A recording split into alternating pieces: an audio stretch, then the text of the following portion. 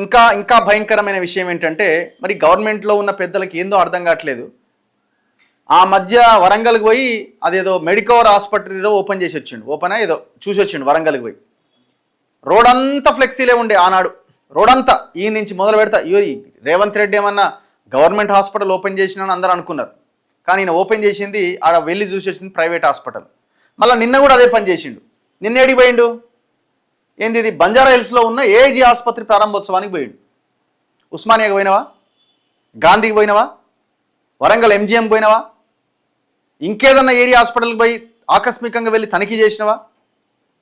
వైద్య శాఖ మంత్రి పోయే ప్రయత్నం చేస్తున్నాడా? ఒకరోజు ఏమైనా నిద్రపోయి లేకపోతే ఆకస్మికంగా తనిఖీ చేసో ఏమైనా చేసే ప్రయత్నం చేస్తున్నారా? ఒక్క గవర్నమెంట్ హాస్పిటల్ ఈనాడు ఇప్పటి వరకు సందర్శించింది లేదు. కానీ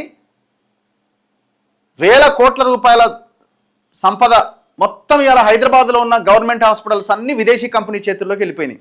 కేర్, ఏఐజీ, అపోలో, యశోద అన్నిట్లో ఆల్మోస్ట్ అన్నిట్లో ఒక యశోదలోకి రానట్టున్నది. ఆల్మోస్ట్ అన్ని హాస్పిటల్స్లో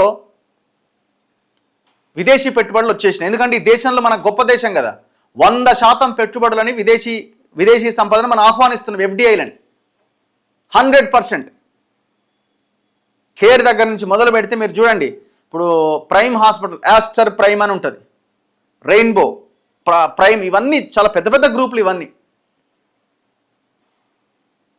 నిన్న పోయి